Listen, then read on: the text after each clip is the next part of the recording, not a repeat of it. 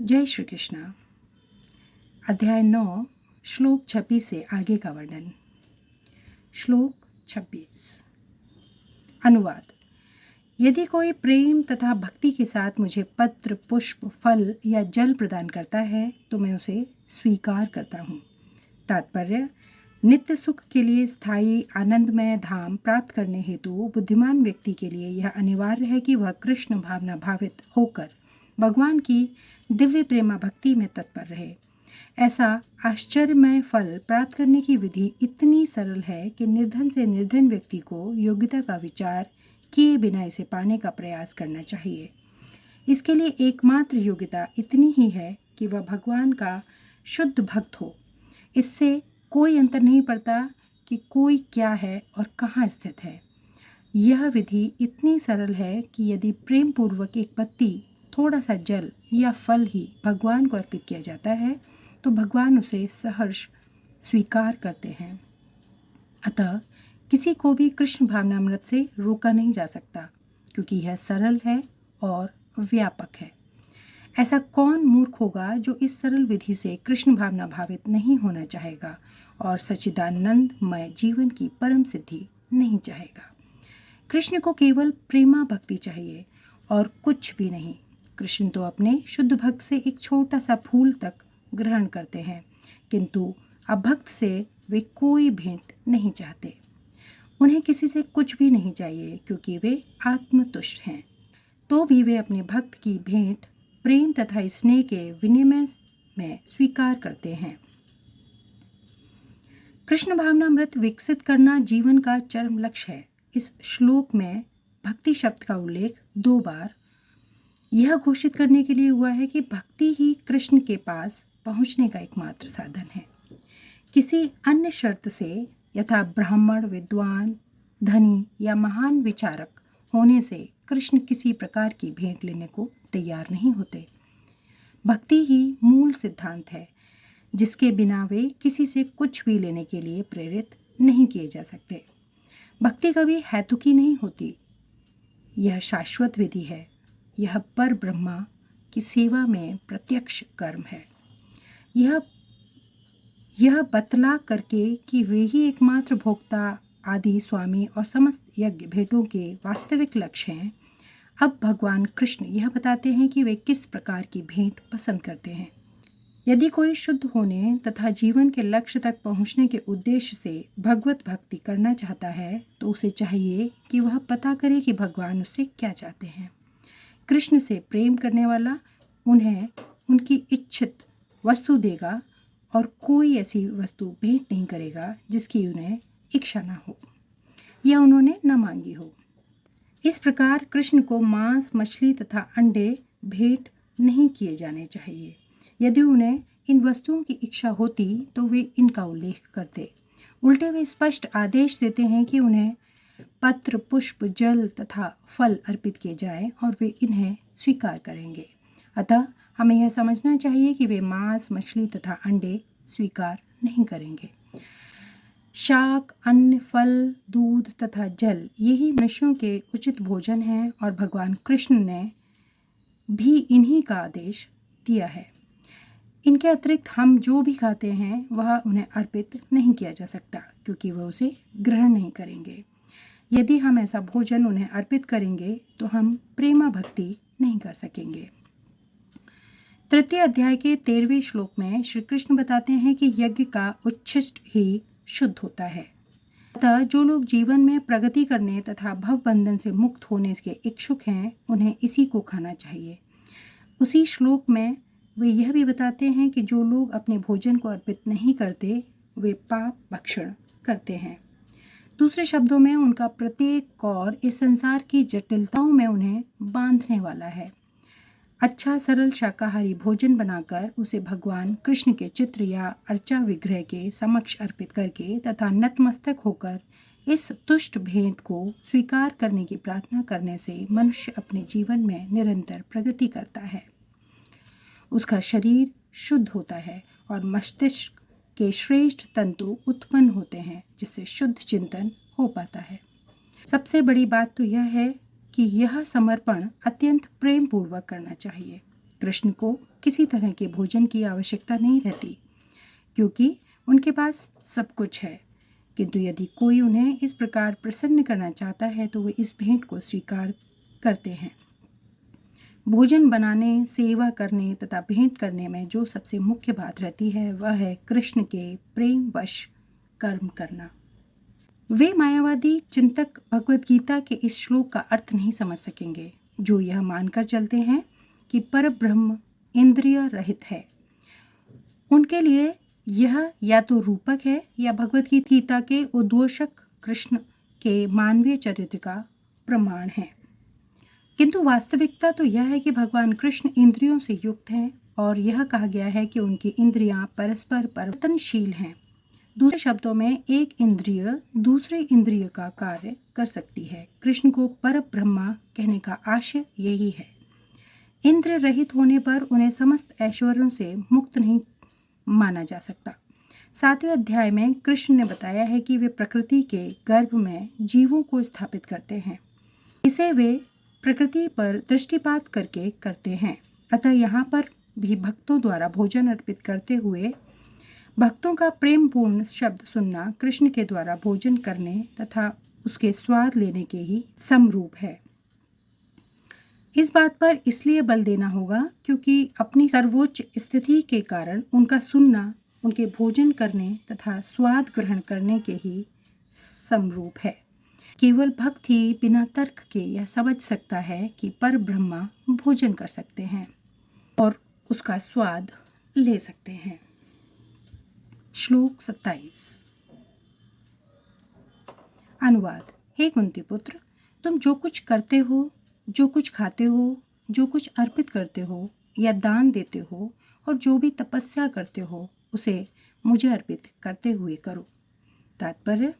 इस प्रकार यह प्रत्येक व्यक्ति का कर्तव्य है कि अपने जीवन को इस प्रकार ढाले कि वह किसी भी दशा में कृष्ण को न भूल सके।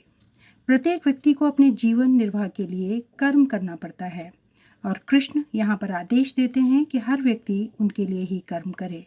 प्रत्येक व्यक्ति को जीवित रहने के लिए कुछ न कुछ खाना पड़ता है, अतः उसे चाहिए कि कृष्ण को अर्पित भोजन के उच्चिष्ट को ग्रहण करे। प्रत्येक व्यक्ति को कुछ न कुछ धार्मिक अनुष्ठान करने होते हैं। अतः कृष्ण की संस्तुति है, इसे मेरे हेतु करो, यही अर्चन है। प्रत्येक व्यक्ति कुछ न कुछ दान देता है, अतः कृष्ण कहते हैं यह मुझे दो, जिसका अर्थ यह है कि अधिक धन का उपयोग कृष्ण भावनामृत आंदोलन की उन्नति के लिए करो। आजकल लोग ध्यान विधि के प्रति विशेष रुचि दिखाते हैं। यद्यपि इस युग के लिए यह व्यवहारिक नहीं है, किंतु यदि कोई 24 घंटे हरे कृष्ण का जप अपनी माला में करे तो वह निश्चित रूप से महानतम ध्यानी तथा योगी, जिसकी पुष्टि भगवत गीता के 6 अध्याय में की गई है। श्लोक 28। अनुवाद। इस तरह तुम कर्म के बंधन तथा उसके शुभाशुभ फलों से मुक्त हो सकोगे। इस संन्यास योग में अपने चित्त को स्थिर करके तुम मुक्त होकर मेरे पास आ सकोगे। तात्पर्य। गुरु के निर्देशन में कृष्ण भावनामृत में रहकर कर्म करने को युक्त कहते हैं। पारिभाषिक शब्द युक्त वैराग्य है। श्री रूप गोस्वामी ने इसकी व्याख्या इस प्रकार की है। श्री रूप गोस्वामी कहते हैं कि जब तक हम इस जगत में हैं तब तक हमें कर्म करना पड़ता है। हम कर्म करना बंद नहीं कर सकते। अतः यदि कर्म करके उसके फल कृष्ण को अर्पित कर दिए जाएं तो यह युक्त वैराग्य कहलाता है। वस्तुतः संन्यास में स्थित होने पर ऐसे कर्मों से चित्त रूपी दर्पण स्वच्छ हो जाता है और कर्ता ज्यों-ज्यों क्रमशः आत्म साक्षात्कार की ओर प्रगति करता जाता है, त्यों-त्यों वह परमेश्वर के प्रति पूर्णतः समर्पित होता रहता है। अतएव अंत में वह मुक्त हो जाता है और यह मुक्ति भी विशिष्ट होती है। इस मुक्ति से वह ब्रह्म ज्योति में तदाकार नहीं होता, अपितु भगवत द्वार में प्रवेश करता है। यहाँ स्पष्ट उल्लेख है माम उपैष्यसि, वह मेरे पास आता है, अर्थात मेरे धाम वापस आता है। मुक्ति की 5 विभिन्न अवस्थाएं हैं और यहाँ यह स्पष्ट किया गया है कि जो भक्त जीवन भर परमेश्वर के निर्देशन में रहता है वह अवस्था को प्राप्त हुआ रहता है जहाँ से वह शरीर त्यागने के बाद भगवत धाम जा सकता है और भगवान की प्रत्यक्ष संगति में रह सकता है। जिस व्यक्ति में अपने जीवन को भगवत सेवा में रत रखने के अतिरिक्त अन्य कोई रुचि नहीं होती, वही वास्तविक सन्यासी है। ऐसा व्यक्ति भगवान की परम इच्छा पर आश्रित रहते हुए अपने को उनका नित्य दास मानता है। अतः वह जो कुछ करता है भगवान के लाभ के लिए करता है। वह जो कुछ कर्म करता है भगवान की सेवा करने के लिए करता है। वह सकाम कर्मों या वेद वर्णित कर्तव्यों पर ध्यान नहीं देता। सामान्य मनुष्यों के लिए वेद वर्णित कर्तव्यों को संपन्न करना अनिवार्य होता है, किंतु शुद्ध भक्त भगवान की सेवा में पूर्णतः रत होकर भी कभी कभी वेदों द्वारा अनुमोदित कर्तव्यों का विरोध करता प्रतीत होता है, जो वस्तुतः विरोध नहीं है। अतः वैष्णव आचार्यों का कथन है कि बुद्धिमान से बुद्धिमान व्यक्ति भी शुद्ध भक्त की योजनाओं तथा कार्यों को नहीं समझ सकता। ठीक शब्द है तार, वाक्य, क्रिया, मुद्रा, विज्ञेय या बुझय। इस प्रकार जो व्यक्ति भगवान की सेवा में रत है या जो निरंतर योजना बनाता रहता है कि किस तरह भगवान की सेवा की जाए, उसे ही वर्तमान में पूर्णतः मुक्त मानना चाहिए और भविष्य में उसका भगवत धाम जाना ध्रुव है। जिस प्रकार कृष्ण आलोचना से परे हैं, इसी प्रकार वह भक्त भी सारी भौतिक आलोचनाओं से परे हो जाता है। श्लोक 29। अनुवाद। मैं न तो किसी से द्वेष करता हूँ, न ही किसी के साथ पक्षपात करता हूँ। मैं सबों के लिए संभाव हूँ। जो भी भक्ति पूर्वक मेरी सेवा करता है वह मेरा मित्र है, मुझ में स्थित रहता है और मैं भी उसका मित्र हूँ। तात्पर्य, यहाँ यह प्रश्न किया जा सकता है कि जब कृष्ण का सबों के लिए संभाव है और उनका कोई विशिष्ट मित्र नहीं है, तो फिर वे उन भक्तों में विशेष रुचि क्यों लेते हैं जो उनकी दिव्य सेवा में सदैव लगे रहते हैं। किंतु यह भेदभाव नहीं है, यह तो सहज है। इस जगत में हो सकता है कि कोई व्यक्ति अत्यंत उपकारी हो, किंतु तो भी वह अपनी संतानों में विशेष रुचि लेता हो। भगवान का कहना है कि प्रत्येक जीव चाहे वह जिस योनि का हो, उनका पुत्र है। अतः वे हर एक को जीवन की आवश्यक वस्तुएं प्रदान करते हैं। वे उस बादल के सदृश हैं जो सबों के ऊपर जल वृष्टि करता है, चाहे वह वृष्टि चट्टान पर हो या स्थल पर या जल में हो। किंतु भगवान अपने भक्तों का विशेष ध्यान रखते हैं। ऐसे ही भक्तों का यहाँ उल्लेख हुआ है। वे सदैव कृष्ण भावनामृत में रहते हैं, फलतः वे निरंतर कृष्ण में लीन रहते हैं। कृष्ण भावनामृत शब्द ही बताता है कि जो लोग ऐसे भावनामृत में रहते हैं वे सजीव अध्यात्मवादी हैं और उन्हीं में स्थित हैं। भगवान यहाँ स्पष्ट रूप से कहते हैं, मई ते अर्थात वे मुझ में हैं, फलतः भगवान भी उनमें है। इससे ये यथा माँ प्रपघन्ते तास्तथैव भ्रजामन की भी व्याख्या हो जाती है। जो भी मेरी शरण में आ जाता है उसकी मैं उसी रूप में रखवाली करता हूँ।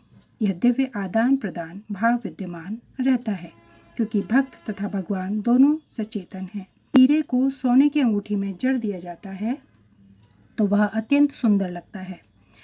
इससे सोने की महिमा बढ़ती है, किंतु साथ ही हीरे की भी महिमा बढ़ती है। भगवान तथा जीव निरंतर चमकते रहते हैं और जब कोई जीव भगवान की सेवा में प्रवृत्त होता है तो वह सोने की भांति दिखता है। भगवान हीरे के समान है, अतः यह संयोग अत्युत्तम होता है। शुद्ध अवस्था में जीव भक्त कहलाते हैं। परमेश्वर अपने भक्तों के भी भक्त बन जाते हैं। यदि भगवान तथा भक्त में आदान प्रदान का भाव न रहे तो सगुणवादी दर्शन ही न रहे। मायावादी दर्शन में परमेश्वर तथा जीव के मध्य ऐसा आदान प्रदान का भाव नहीं मिलता, किंतु सगुणवादी दर्शन में ऐसा होता है। प्राय यह दृष्टांत दिया जाता है कि भगवान कल्प वृक्ष के समान है और मनुष्य इस वृक्ष से जो भी मांगता है भगवान उसकी पूर्ति करते हैं। किंतु यहाँ पर जो व्याख्या दी गई है वह अधिक पूर्ण है। यहाँ पर भगवान को भक्त का पक्ष लेने वाला कहा गया है।